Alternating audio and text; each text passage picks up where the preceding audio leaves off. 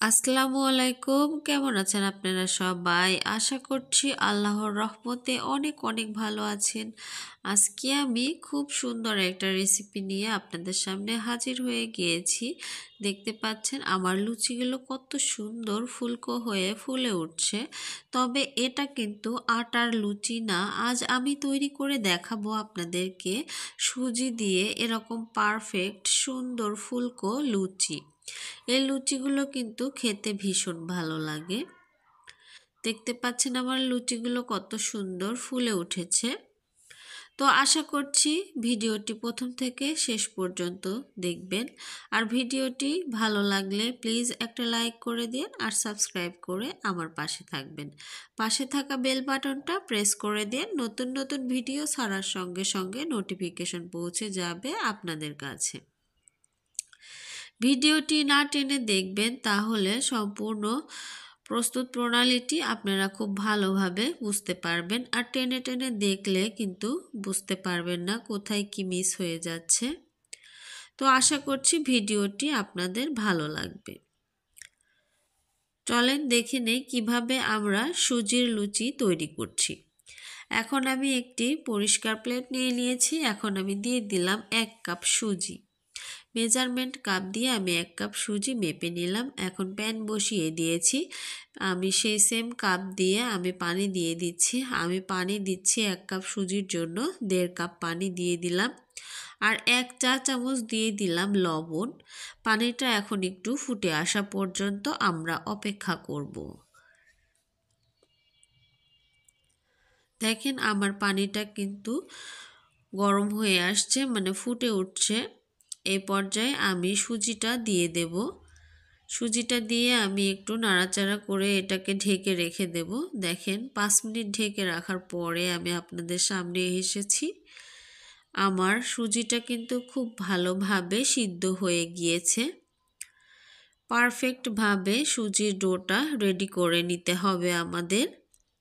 এখন আমি একটি পিঁড়ির উপরে একটু তেল দিয়ে আমি এখন সেই সুজিটা এখানে নিয়ে নিচ্ছি। এটা এখন হালকা গরম অবস্থাতেই আমরা খুব সুন্দর করে মুথে নেব। এটা হালকা গরম অবস্থাতেই মুথে নিলে এটা ভালো হয়, খুবই স্মুথ হয়।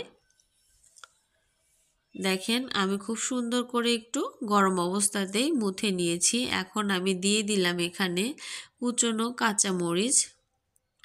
আপনারা চাইলে এখানে ধনিয়া পাতাও কিন্তু অ্যাড করে নিতে পারেন, কিন্তু আমার বাসায় কিছু সদস্য আছে যারা ধনিয়া পাতাটা পছন্দ করে না, যার কারণে আমি ধনিয়া পাতাটা স্কিপ করেছি।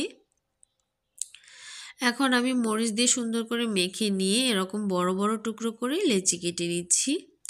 যেহেতু আমি এটা বড় রুটি আকারে বেলে আমি কেটে নেব, যার কারণে আমি বড় বড় লেচি করছি। আপনারা যদি এভাবে না চান, ছোট ছোট লেচি করে একটা একটা করেও এই লুচিগুলো তৈরি করে নিতে পারেন। আমি এখন লুচি তৈরি করে নেব। আমি পুরো পিঁড়িতে একটু তেল মাখিয়ে নিলাম। এখন আমি এই ডোটা দিয়ে খুব সুন্দর একটা বড় আকারের রুটি তৈরি করে নেব।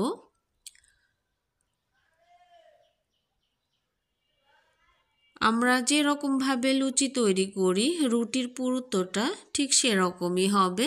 দেখেন আমি একটা বড় রুটি তৈরি করে নিয়েছি আর একটা বাটি নিয়ে নিয়েছি।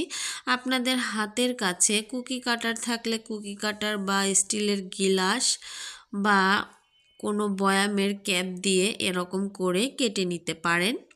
দেখেন আমি পুরুত্বটা দেখিয়ে দিলাম কি রকম হবে। তো আমি এভাবে করে সবগুলো লুচি এই যে তৈরি করে নিয়েছি। এখন আমি কড়াইয়ে তেল দিয়ে দিয়েছি। তেলটা হালকা গরম হয়ে আসছে। আমি এখন দিয়ে দেব। তেলটা একটু চেক করে নিলাম। আমি লুচিগুলো দিয়ে দিচ্ছি। তেলটা আমার হালকা গরম হয়েছে।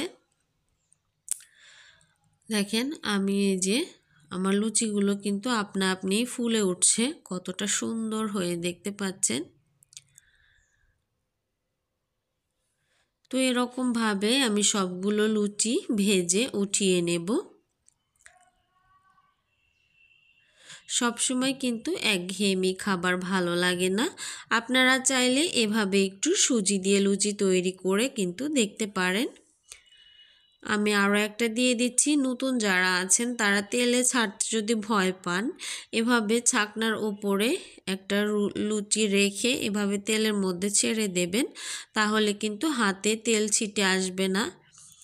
কারণ নতুনরা তো তেল দেখলে ভয় পায় বা মানে কিভাবে দিবে বুঝতে পারে না। আপনারা এভাবে করে স্ট্যান্ডের উপর করে কিন্তু দিতে পারেন। তো আমি এভাবে করে সবগুলো লুচি ভেজে উঠিয়ে নেব। আমার কিন্তু প্রত্যেকটি লুচি খুব সুন্দরভাবে ফুলে উঠেছে।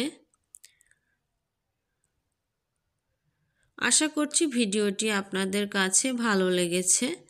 তো যে যেখানে আছেন সবাই ভালো থাকবেন, সুস্থ থাকবেন। আর আমার এই রেসিপিটি দেখে বাসায় একবার ট্রাই করে দেখতে পারেন। আশা করছি আপনাদেরটাও এরকম সুন্দর পারফেক্ট একটা লুচি আপনারা তৈরি করে নিতে পারবেন। এই লুচিটা আপনারা মাংস বা যে বুটের ডাউল এগুলোর সঙ্গে খেতে পারেন। এমনকি শুধু টমেটো সস দিয়েও কিন্তু এই লুচিটা খেতে বেশ ভালো লাগে। সবাই ভালো থাকবেন। আল্লাহ হাফেজ।